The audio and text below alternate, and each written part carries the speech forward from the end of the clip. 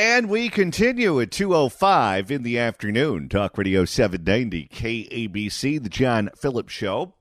Mr. Randy Wags in Culver City. Okay, this is a little extra, but it's being reported that if Sheng Tao was actually convicted on every single charge that she's facing, she'd go to prison for 95 years. Absolutely. She won't do anything near that, but it's fun to say. If she actually does go to prison for 95 years, how many times do you think she'll have to demonstrate what she can do with her fingers? Well, it is her hidden talent. She is so proud of it. We play this so much, I need to just put it on the big board, but let me pull it up for you right here. Sheng double jointed. A couple of fun facts is that I am double jointed in my finger, and I thought for a while that everybody could do this. Turns out not everybody could do this. 800-222-5222 is the telephone number, 1-800-222-5222. It is our pleasure to welcome our next guest to the program. He is the host of the Evil Thoughts podcast, which you can download wherever you download your favorite podcasts. You can get him online at joecrummey.com and follow him on X at Joe Crummey. Joe Crummey, how are you, sir? John, I am fine. Happy to be here. So much to get to. Hell yeah. I haven't been burnt out yet. We got close last week, but I'm still here. Okay, so you're in the Valley, and I know that one of the fires has been creating all kinds of havoc in the San Fernando Valley. You, your house, your neighborhood, you're okay? Yeah, we were close a couple times when we had the Runyon Canyon fire known as the Sunset Fire. That was really close. Then we had the Studio City fire the same night, too, as well. Then you had the Palisades fire that tried to get into Encino and Reseda last week. But, and you can smell it, you can see it, but I've been very fortunate, and I hope it remains that way. We've been very fortunate here, right in the middle of L.A. Very fortunate. Now, it looks like, according to everything I've seen, here is the arc of how the city has reacted to this. At first, it was, hey, the wind was blowing really hard. You can't deal with Mother Nature. She's menopausal. Right. She's got all kinds of attitude problems. Yep. This is just her being her. And then they said, now, wait a minute. It looks like the mayor went to Ghana. She shouldn't have gone. That was a mistake, but it's primarily Mother Nature. And then it evolved to, no, the mayor made a bunch of mistakes. She shouldn't have gone to Ghana. She should have told the fire department that we had no water in Pacific Palisades. She shouldn't have cut the fire department budget. And how dare you blame Gavin? Right, there's that, but ultimately it's nobody's fault. Okay, I mean that's the one thing. It's not my fault. You know what L.A. and California is really good at? It's like they don't do their due diligence, and then after the horses left the barn, and Gavin was doing it, and I'm sure Mayor Bass is doing it too. They tell you what a great job they're doing shutting the door after the horses left the barn. Gavin Newsom was talking about, we got 8,000 firefighters here and 24,000 over here, and we're doing all of this, and we're stopping all the looting, and we're doing all, we're really good at managing the disasters that we allow to happen due to mismanagement. But we're really good at managing the disasters that we cause. We're really good at it. I saw one of the celebrity realtors on TMZ. He was interviewed by TMZ. He represents a lot of people. Yep. And he said that most of them are moving to Orange County. They're going down to Newport Beach. He said that at least half of them say they have no intention of ever going back to Pacific Palisades. He thinks that number is going to grow. He said a lot of them are going to Santa Monica, Beverly Hills, Century City, that area, Brentwood, but they don't plan on going back to the Palisades. And some of them are just leaving the state altogether because they're so disgusted with what happened. Yep. Well, John, the thing is, too, he also went on to talk about, I think I saw the same thing you did. And, here's right back to what I was saying. The insurance market, a lot of these people in the Palisades, these poor people, did not have homeowners insurance. And Newsom was talking about it today. We're working with the insurance people. We're going to do this. The insurance market, and I've been screaming about this for over a year now, has flatlined in this state well over a year ago. I got canceled. I went through living hell to get insurance. I had to go to Florida to get a homeowner's policy. It was twice as expensive. It was covered half as much. And this was a year ago. I've already been canceled again. This has been a mistake of waiting to happen for well over a year. And now look what happens. Now it's 50 times worse. They did nothing about it over the last year. As far as I can see, absolutely nothing. Well, I'll tell you, if you own property in Newport Beach right now, I think that's a winning ticket because you look at people who live in Pacific Palisades. Why would you live in Pacific Palisades over Newport Beach? Well, the answer is you're closer to the fun stuff. You're closer to Staples Center, or whatever they call it now. You're closer to the airport. You're closer to Runyon Canyon. You're closer to all the hot restaurants in Beverly Hills and West Hollywood. But many of those restaurants did not survive COVID. Runyon Canyon was on fire. Staples Center doesn't have the Showtime Lakers or Shaq and Kobe or any team that people are interested in. And I'd rather fly out of John Wayne Airport than LAX 10 times out of 10. I don't see how you keep people in LA when Newport Beach is an option if you've got a little coin in your pocket, you want to live by the beach. Yep, and the other thing, the real estate guy, what else? He mentioned another thing, too. Who wants to live in a war zone? Say, if you do want to stay in the Palisades, so much of it is gone. Say you're the one house on the block, you're going to be living in living hell, too, because I'm assuming it's going to be a construction site for 4 or 5 years, if indeed they can get that going again. He mentioned that, too, that same guy. It's really sad. I'm hearing numbers now of $250 billion worth of damage. When it first started, I thought, well, maybe $10 billion. Then a couple of days later, it was $50 billion. Then, okay, $150 billion. Then yesterday, I was reading about $250 billion, which means it's going to be $500 billion when we're out of this. That's what it means. Now, there's a big debate going on whether or not there should be strings attached to this money. I've got to say, I'm not a direct victim of the fire. I do know people whose homes were damaged or burned down because of the fires. But I want strings attached to this money, and I say that because I don't trust Gavin Newsom. I don't trust Karen Bass. We know what they do when you give them a blank check. They're going to say, oh, well, illegal aliens worked over there in Pacific Palisades, so let's give this money to organizations that advocate for illegal aliens. Well, homeless people lived over there. Let's give money to those crooked homeless organizations. Well, the library burned down, so let's set aside some money for Drag Queen Story Hour. They'll spend the money like that, and then none of the money will go to the actual victims. You are so right, John. And of course, a lot of people, how dare you do that? These poor people. I could see. What are they getting? What is FEMA offering, by the way? $770. I can see short-term aid, yes. Long-term aid, absolutely not. We have that because your point is so right on the money. I was listening to the LA County Fire Chief.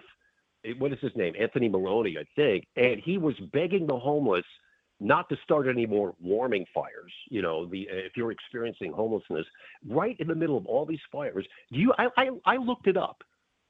In 2023, there were LA Fire Department, these are their numbers, just shy of 14,000 fires started by the homeless in 2023. We're in the middle of a firestorm, and you have the fire chief of LA County just saying, well, we're not going to arrest you or anything, but it would be kind of nice if you wouldn't start any fires. And I'm thinking, wow, it's that attitude that I think we want. What you're getting at is protecting the U.S. taxpayer from these morons who don't want to confront the real problems or will shunt the money to their other little protected groups, and they won't manage it well. And that's why I kind of agree with you that just opening up the U.S. Treasury to all this and just throwing piles of money at these people, again, blowing it $20 billion over 10 years for homeless, and that doesn't seem to have gone anywhere. So I totally understand that. We have a permissive attitude toward all of this stuff. We're more interested in, as you were saying, well, you've got minority groups over here that want this and this and that. And when it really comes down to actually doing the fire mitigation efforts that we really need to put the money into forest management or say the equipment or personnel or staffing at the LA County fire level and all that kind of stuff. We're not that interested in it. We're just not that interested in it. This was a disaster waiting to happen. Anybody that's lived in LA for more than a couple of years knows that you get all you need is a spark at the right time with the right winds. That's all you need. There is nothing new about this. Fires have been a way of life in LA for long before you and I were ever around here. And the conditions are super dry. Everybody knew this could be a thing, and yet they did not adequately prepare for it. And I can see why that you're going to have evil Trump and these people, Mike Johnson, and talking about conditions, predicating this money with certain conditions. I can see why. Do you think Karen Bass survives this? No. I'm not going to waste it. There's too much of a paper trail. There's way too much. Did you see the video of her on the plane coming back, and the Fox guy that was saying, "Do you have anything to say?" And and it was so damning. That poor. I actually felt kind of sorry for her. She will not make it. Number one, because you've got Christina Crowley, that would be the LA fire chief, and the letter that she wrote on December 4th saying, "Hey, we are not prepared for any kind of disasters." You have the LA, Freddie Escobar, the firefighters union guy, saying the exact same thing, screaming and yelling at city council meetings. We don't have the staffing. You've got a paper trail on her. I don't think she's going to survive this. What's the petition up to now? I think, I don't even know legally how it could work, but there's already 150,000 signatures on it. I think you need quite a bit more. I do not think she survives this. I don't think she'll ever get reelected. What about Newsom? Because he wants to be president, and he's hedging his bets. He is setting it up so that he can throw her under the bus if and when he has to. But his basic point is blame anyone and everyone but me. That's right. Well, didn't he cut $100 million? But he has the same sort of attitude. If I understand correctly, he cut $100 million from the wildfire funds over the last year or so. Yeah, he'll use her. He'll throw her under the bus.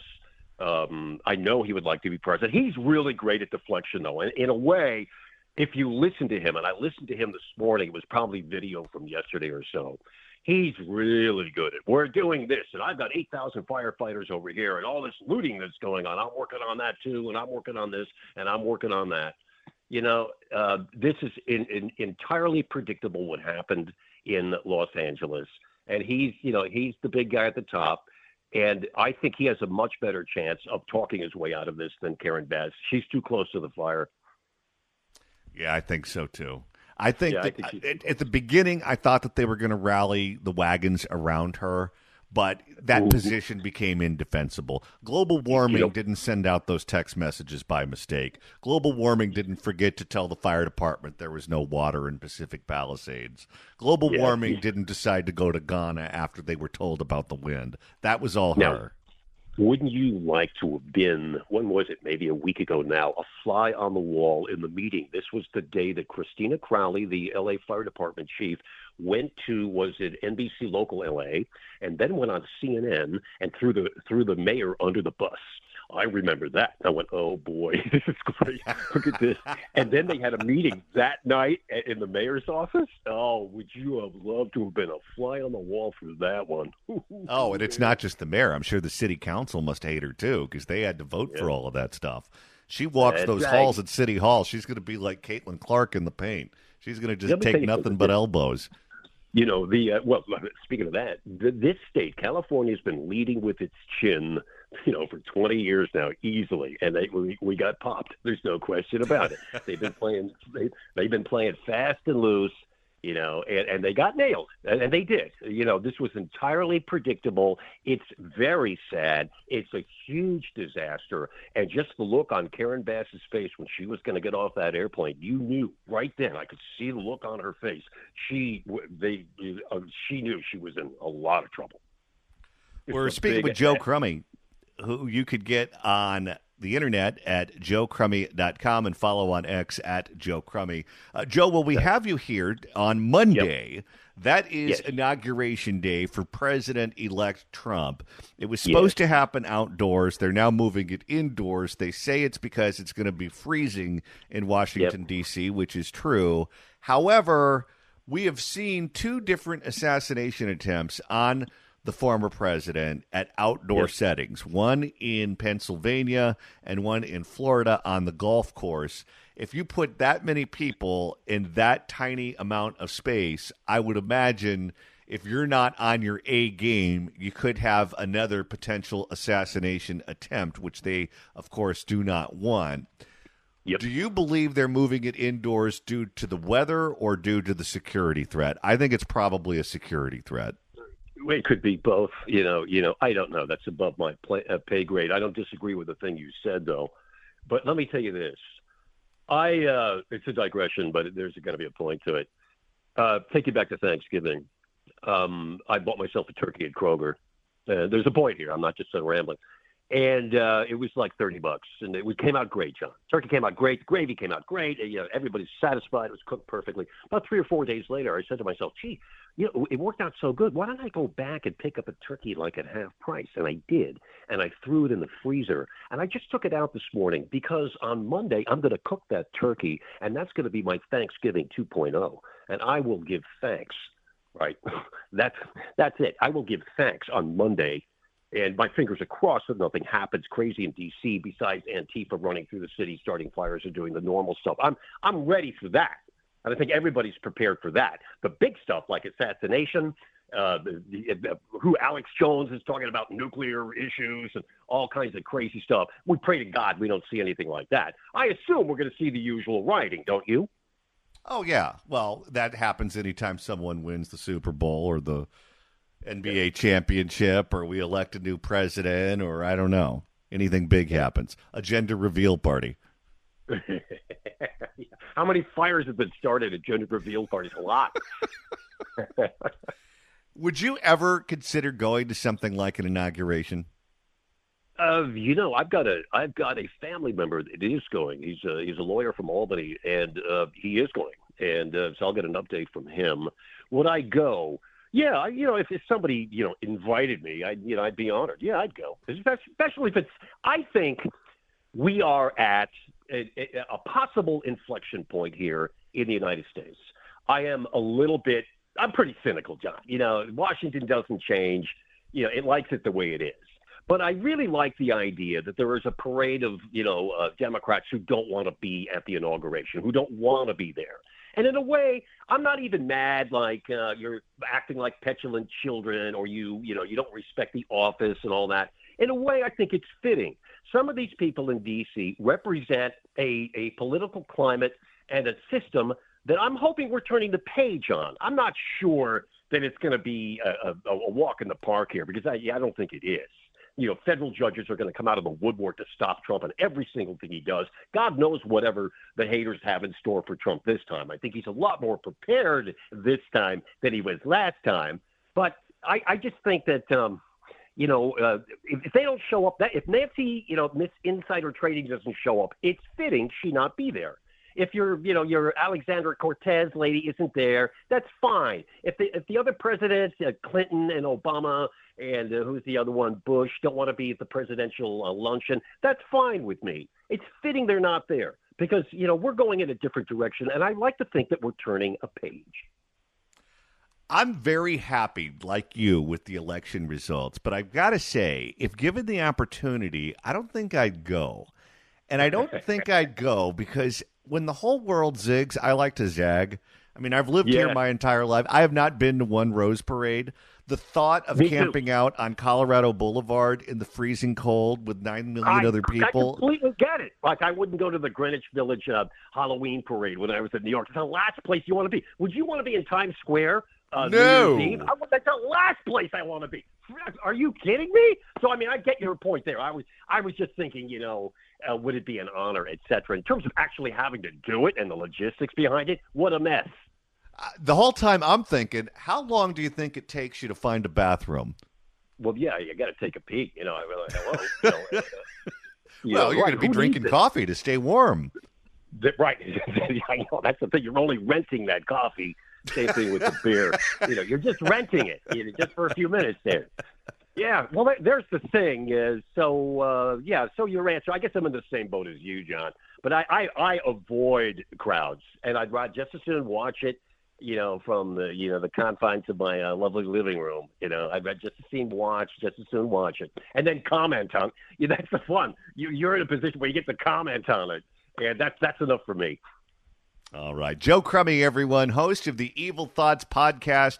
You can download the podcast wherever you download your favorite podcasts and get Joe online at joecrummey.com and follow him on X at Joe Crummey. Joe Crummey, thanks so much for stopping by. Happy New Year. My pleasure, John. Same to you. Well, with the fires dominating the news over the last 2 weeks, we've seen different people, from firefighters on the line to people working at the Department of Water and Power to celebrities who are raising money. Everyone's jumping into action. People all over the region, all over the country, are donating clothes, donating canned food, those sorts of things. You really see the worst of humanity and you see the best of humanity all at the same time. For every one looter that's out there, there are people who are doing what they can do to chip in and help out. One of those people who is doing that right now to help the fire victims is a beloved member of the Southern California family who is performing at a comedy event to raise money for the wildfire victims. It's Sunday, January the 26th at 3 p.m. at the El Portal Theater in North Hollywood. Ladies and gentlemen, welcome Fritz Coleman to the program. Fritz, how are you? I'm happy to talk to you, John. It's been a minute since you and I chatted. Well, thank you so much for stopping by, and thank you for doing what you're doing for the fire victims. I appreciate it so much. I have a residency at the El Portal Theater in North Hollywood. We've been there for over a year. And we just decided that everybody has to do something. I mean, everybody has a friend or a coworker or a family member who has been directly or peripherally affected by this awful firestorm. So we decided to donate all the profits from our show on Sunday, the 26th, to the Wildfire Recovery Fund, which is part of the California Community Foundation. And the response to this thing, John, has been so overwhelming that we're going to do it in the February show as well. It's February 23rd at 3 o'clock at the El Portal. So tickets are only $40, but we're going to donate all the profits to these wonderful organizations that help people find homes that have been displaced, help them with mental health, help them with medical issues, do casework for them. Again, we're not going to solve all of anybody's problems, but I think people feel empowered to know they're doing something. So we're happy to be doing it. Well, I'll tell you something else, too. In addition to raising the money for the cause that everyone is concerned with right now, people also need to laugh, because you know what these one-topic days are like, which we've lived through now for the last 2 weeks, and it's a one-topic day for a reason. There's important information that needs to get out. People need to know if they need to evacuate. People need to know what's going on in their neighbors' neighborhoods, those sorts of things.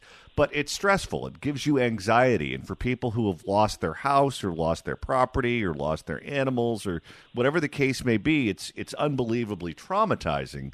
If there's ever a time where the region needs to laugh, it's now. Well, I'll tell you, you are 100% correct. Not only because of the fires, but because of the contentious, dark universe that we find ourselves in now. I think comedians have a responsibility, and that is, people don't want to be told. I don't do any politics in my act, and people don't want to be told about the darkness they're already aware of. They want to be taken out of their heads, have a common experience. The name of my show is Unassisted Living. It's for people of a certain age. It's the joy and the euphoria of getting old, and we have a lot of fun. And you're exactly right. It's just a chance to forget everything, but at the same time, with their moderate donations, helping people that desperately need it. So that's what we're trying to do.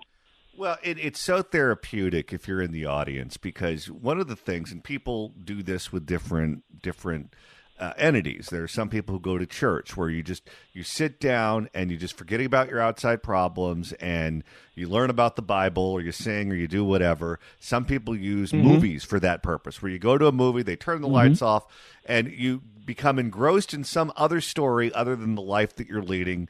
People do that with sporting events. You go to a baseball game, you get caught up in it. Stand-up comedy is like that, too. You get taken out of the world that you're in, particularly if you're not doing material on current events and those sorts of things. And you get taken to a totally different world, and you just get to shut your brain off for a period of time. That is a great observation. And lately, we've all wondered about the effect of streaming material on our lives. Is it going to ruin the movie business? Are we going to get to a point where we don't have to go out and have that communal experience of being with 100 or so other people in the audience and all laughing at the same time or feeling some emotion at the same time?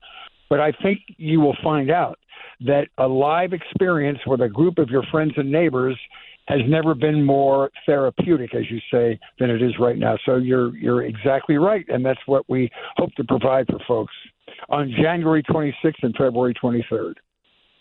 And you can get the tickets online at elportaltheater.com or give them a call at 818-508-4200. Now, Fritz, whenever there was a big weather story locally, the weatherman would not be after the first three stories and then we throw it to weather. You're in the A block covering the weather because the weather is the story that particular day, whether it's fires or heavy rainfall, whatever the case may be. When you look at a story like the story that we've lived through, where the weather was the story, those Santa Ana winds that were whipping through Southern California, were those days that you were energized and jazzed and you lived for those days because the energy is just, through the roof there in the studio, and it's in an area that is your department where you are the authority figure? Or were those days where you were seeing all of this destruction and all of this chaos going on, days where you say, I'd rather just have it be 75 degrees and I'm on for 2 minutes? That's another great observation, John. It's like the Super Bowl. And these days when there are so many media alternatives for people, there's streaming and websites and everything, I think these are the circumstances where local news still matters and still saves lives and is still of paramount importance. When you feel like you're giving people information that can save their life in the extreme or at least make their lives easier on the less extreme level, that's the function we serve, and it is very exciting. But I have to tell you, in the whole 40 years that I did weather, I never experienced a wind event like this. I live in the San Fernando Valley, and we had 85-mile-an-hour winds at my home. I've never experienced that before. 90-mile-an-hour winds at Burbank Airport. And, we talk about the winds. They usually get particularly bad in the canyons and passes during these events, winds coming down out of the mountains into the coastal plain. But in the flats of the valley, I've never felt winds like this. It was really, really an amazing situation.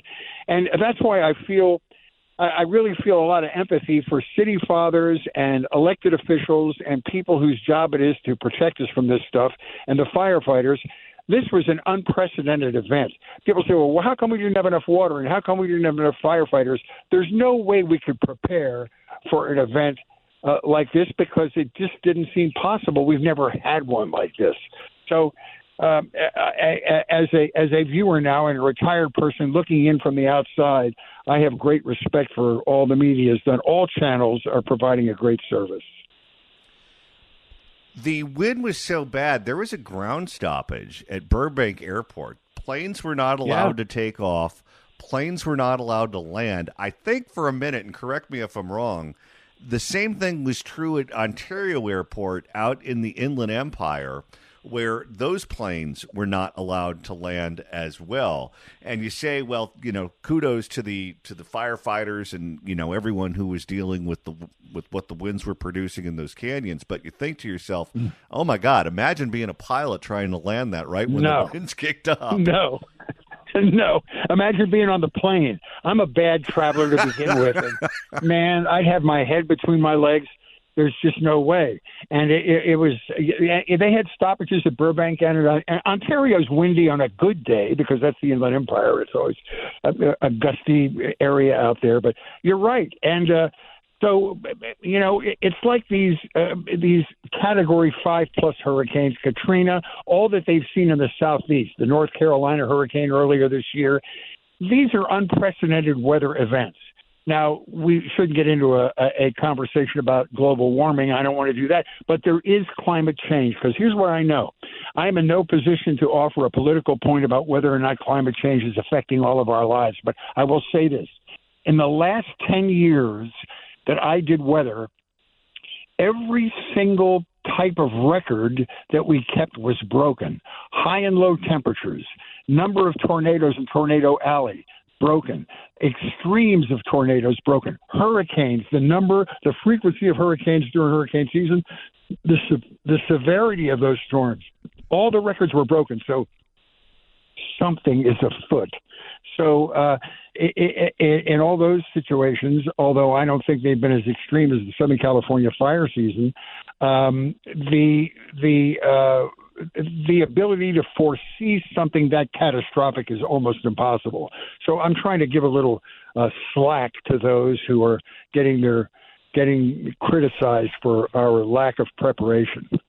Well, maybe fire season is just as long as Christmas season now because Target found a way to make money off it. You're 100% well. No, you're right. And Santa Ana season on normal years would be October and November. Now it can happen anytime during the year. And what we need, and this is the other bad thing, if we get some rain, which we desperately need, we've had about 1/10 of an inch of rain. We're almost 5 inches below normal. If we get some rain, it's going to move a lot of hillside. So that'll be another problem we'll have to deal with. Well, I can tell you this, Fritz. Whenever I book a cruise, I exclusively do it during hurricane season because that's when you get the deals. That's a good point. I had thought of that. Good idea. You want a deal, you book a cruise during hurricane season or when Haiti's going through a civil war.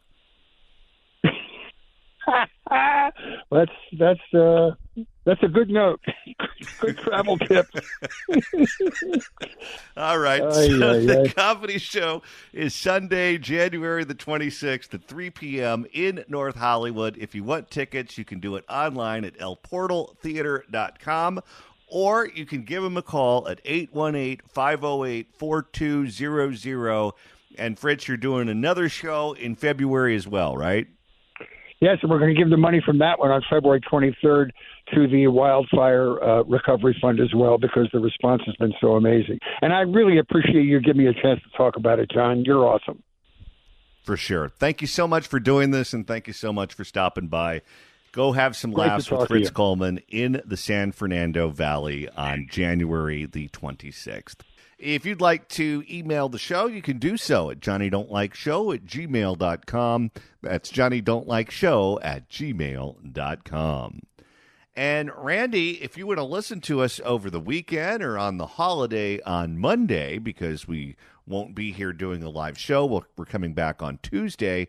That's easy to do. All you got to do is go to KABC.com, click on podcast, go to the Apple Podcast app, iHeart, Spotify, search for The John Phillips Show, hit subscribe. You can download all the episodes. Do a Google on the YouTube or get that handy-dandy KABC app. Search KABC AM in the Apple App Store, the Android Store. It's the easiest way to listen live to this radio station and download all the podcasts. You want to make sure you hear every single thing we do so you never feel like you're missing out. I need you to not feel that way. And we're on the move in the San Francisco Bay. We do a version of Fixed California Hour on KSFO in the Bay Area. Guess what? KSFO has moved from AM 560 to AM 810, a bigger, stronger signal that you can even get crystal clear at night in Southern California. So set a preset for AM 810 and listen to us at 11 o'clock at night.